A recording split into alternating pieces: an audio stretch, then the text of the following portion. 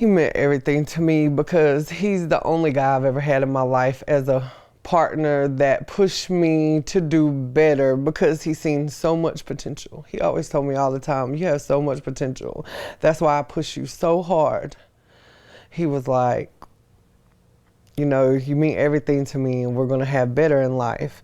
That's why he was so happy when he got the job for us at Safeco together so we could work together. How long ago did you guys get the jobs?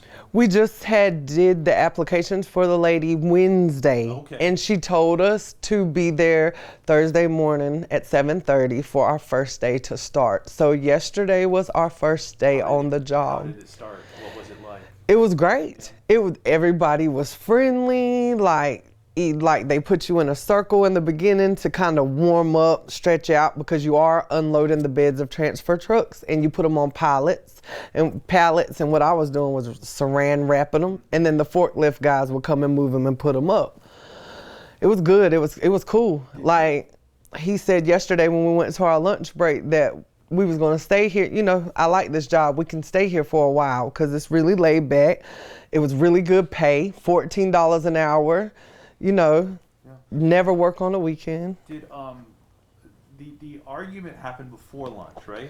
After. After lunch. After. Okay. Were you there when it happened? I was not in the bed that they were unloading. I was like 4 or 5 beds down with my crew. He was on another crew. It was 3 and 3. So when did you hear some commotion, or did you? No, the guy let me know it was break time. It was 2:15. Go get your boyfriend. It's y'all's break. Be back by 2:30, and then next thing you know, it'll be 4. Y'all go home. So I was walking towards where Rakim was working in the bed trailer with the other 2 guys. I hear a lot of fussing and commotion. And when I get there, I look in it and I'm like, hey, what's going on? And he was like, I broke his cell phone, but I'm sorry. I said, I'm sorry. That's exactly how he said, I apologize. I was like, you broke his cell phone? I was like, how much is the cell phone? I'll give it to you as soon as we get off at 4 o'clock. It's not a problem. You can follow us to the store. The guy looks at me and Rakim and says the exact words to me. If you do not have, you or your don't have my money by 4 o'clock in the parking lot, I'm gonna show y'all what's really gonna happen. So, how long after that? Was it 4 o'clock-ish? No, it was. Before that, right? So when he said that to me, the other guy stepped in and said, let me take you and him outside, Rakim. You and Preston come with me outside. I like both of y'all. Y'all working really hard. I don't want to have to fire neither one of y'all. So from me, the guy walking them outside to try to keep them there so he didn't have to fire them, I forgot my cell phone where I was working. I walked back to grab my phone. I grabbed it. Me and the guy I was working with walking to the door. It had a big glass in it and you could see outside. Soon as I'm walking up, I see the Preston dude like this and I'm seeing the smoke and I hear somebody hollering and I knew it was Rakim's voice. I see when I slung the door open to let Rakim in, the guy, Preston, see me, he jumps in his car and all I hear is tires. But at that point, I no longer care about him having a gun. I see so much blood. I'm so worried about getting Rakim help. So you open the door and there he is. And he collapsed on me.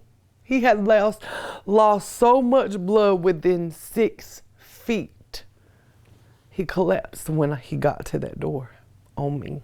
And I laid him on the floor and I laid beside him. And the older dudes that worked there, they had already seen he was pouring blood. So they calling 911.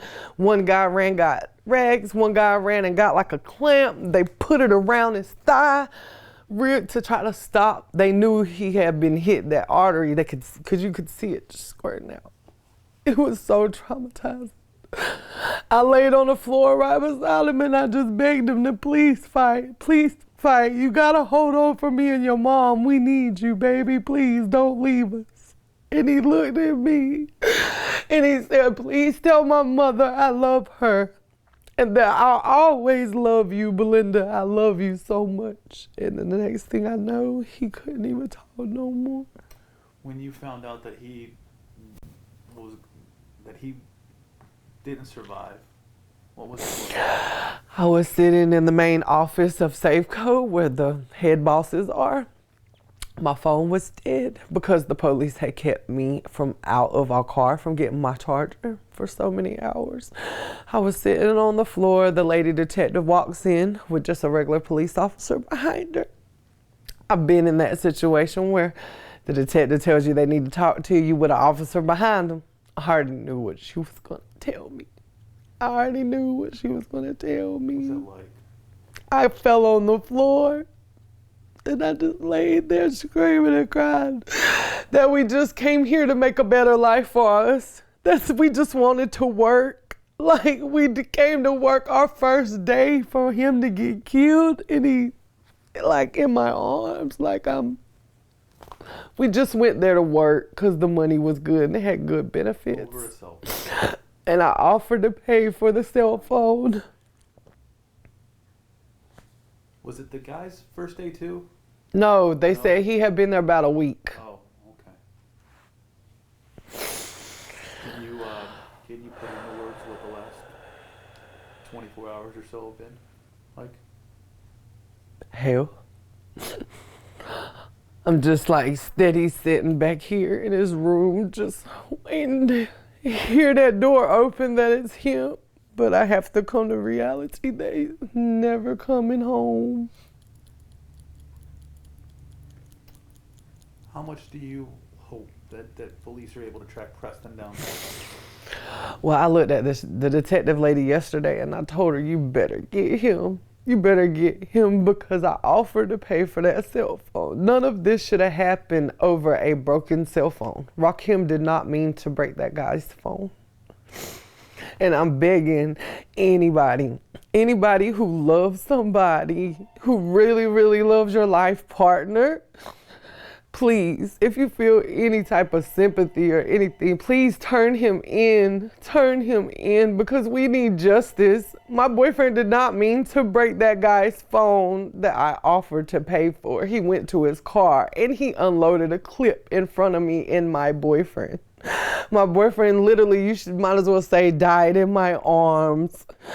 And if you've never had that happen before, if you haven't, it's the worst situation to ever have to be in. Linda, anything else you want to say? I just want justice brought. It was ridiculous. It was senseless. It was senseless. I could have gave him the money for the phone. It was not a problem. So Belinda, and what's your last name? Hall, Hall.